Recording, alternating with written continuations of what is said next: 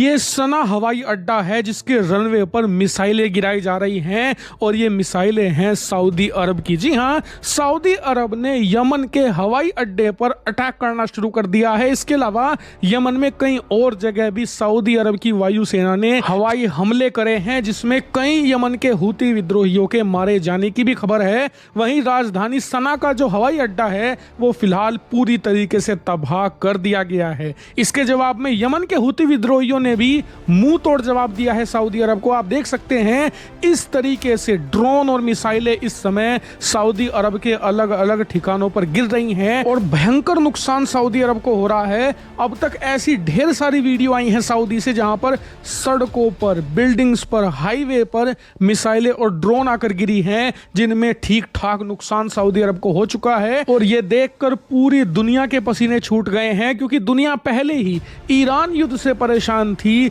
और अब middle east में एक और युद्ध सऊदी अरब और यमन के बीच में शुरू होता दिख रहा है जो कि दुनिया के लिए और ज्यादा खतरनाक साबित होगा। जो अब तक ईरान युद्ध से दुनिया को नुकसान हुआ ना, उससे कहीं ज्यादा नुकसान यमन के हूती विद्रोहियों के साथ लड़ाई में हो सकता है। इसका कारण मैं आपको बाद में बताऊंगा। पहले ये जान लीजिए कि सऊदी अरब ने युद्ध की शुरुआत करी क्यों।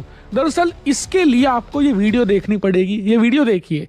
ये वीडियो कल दोपहर की है जिसमें ईरान का एक सिविलियन एयरक्राफ्ट ईरान के एक डेलीगेशन को लेकर पहुंचा यमन की राजधानी सना के हवाई अड्डे पर। और ये एक ऐतिहासिक मूवमेंट है। आप कहोगे यार इसमें क्या ऐतिहासिक मूवमेंट, तो वो इसलिए क्योंकि यमन के हूती विद्रोहियों के खिलाफ सऊदी अरब ने 2015 से युद्ध भी छेड़ रखा है और इसके साथ साथ ब्लॉकेड भी लगा रखा है। ब्लॉकेड इस बात का कि कोई भी ना तो यमन में जा सकता है ना ही आ सकता है।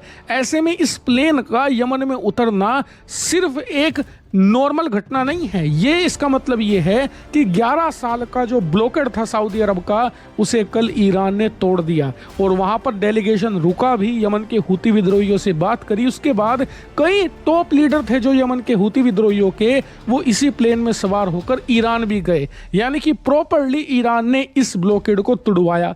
इसीलिए इसके जवाब में सऊदी अरब ने क्या किया, कुछ ही घंटे बाद सना हवाई अड्डे पर जोरदार बमबारी कर दी। इसके अलावा यमन के हूती विद्रोहियों के कई और ठिकानों पर भी बमबारी की खबर है। और यही आपको सबसे क्रिटिकल बात समझनी है जिससे आप पूरा कॉन्फ्लिक्ट जान लोगे।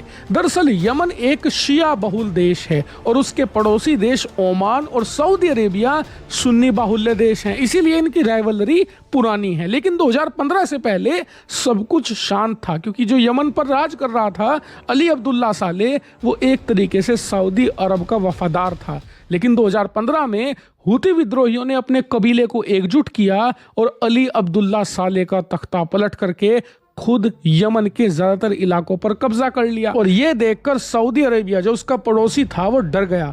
पहले उसने अली अब्दुल्ला साले की सत्ता बचाने के लिए जबरदस्त युद्ध छेड़ा, यमन के हूती विद्रोहियों के खिलाफ हवाई बमबारी करी, लेकिन काम नहीं चला। फिर उसके बाद सऊदी अरेबिया ने तमाम सुन्नी देशों का एक गठबंधन बनाया जिसमें इजिप्ट भी था, यूएई भी था, कतर, कुवैत, सारे देश थे ऑलमोस्ट। तो इन सब ने मिलकर एक ज्वाइंट फोर्स बनाई और उसका चीफ किसे बनाया, तो उसी समय पाकिस्तान का जो सेना प्रमुख था राहिल शरीफ, वो रिटायर हुआ था।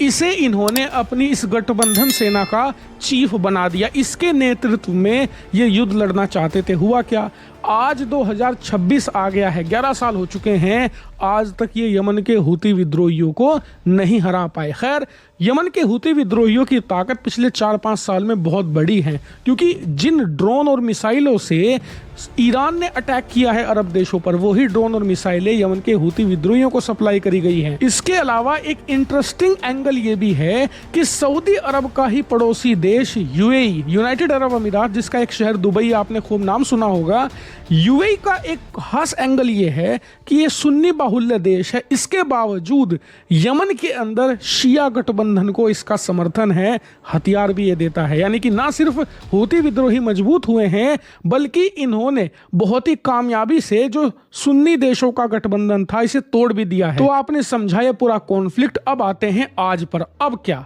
तो देखिए, जैसे ही सना एयरपोर्ट पर सऊदी ने अटैक करके कई जगह हमले किए, उसके तुरंत जवाब में वो सारे ड्रोन और मिसाइलें जो ईरान ने यमन के हूती विद्रोहियों को दी है ना, उनके इस्तेमाल से इन्होंने अटैक किया है अब सऊदी पर, जो अब तक जारी हैं और लगातार रिलेंटलेस अटैक कर रहे हैं। इसके अलावा ईरान ने भी चेतावनी दी है कि यमन के हूती विद्रोहियों का दुश्मन ईरान का दुश्मन माना जाएगा, जो भी उसके खिलाफ युद्ध में जाएगा सीधा हमारा दुश्मन कहलाएगा। और यहीं पर पाकिस्तान फंस गया, क्योंकि अब से कुछ ही महीनों पहले पाकिस्तान ने भी एग्रीमेंट किया है सऊदी अरब के साथ कि कोई सऊदी अरब पर अटैक करेगा तो वो हमारा दुश्मन होगा और हम सऊदी अरब की सुरक्षा करने के लिए उस पर अटैक कर देंगे। यानी कि एग्रीमेंट के हिसाब से अब पाकिस्तान को यमन के हूती विद्रोहियों के खिलाफ हथियार उठाने होंगे और यहीं पर पाकिस्तान फंसा हुआ है, क्योंकि ऐसा करते ही वो ना सिर्फ यमन का दुश्मन बन जाएगा बल्कि ईरान से भी उसे लड़ना होगा। और इसीलिए ना सिर्फ सऊदी और यहाँ पर ईरान का एंगल है बल्कि पाकिस्तान का भी एंगल ऐड हो जाता है यमन के हूती विद्रोहियों की वजह से।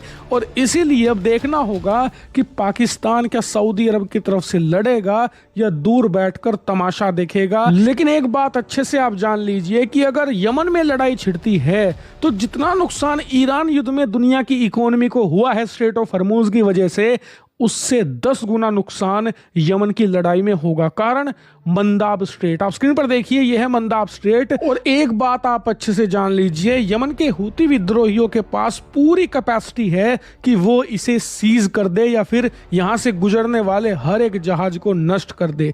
और ये खतरनाक क्यों है दुनिया के लिए? क्योंकि जो स्ट्रेट ऑफ हॉर्मुज है ना, जिसे ईरान ने चोक किया है, उसे ब्लॉक करेंगे तो दुनिया का 35% कच्चा तेल बंद होगा बस। इसके अलावा 5-7% व्यापार पर नुकसान होगा, बस इतना ही लिमिट है।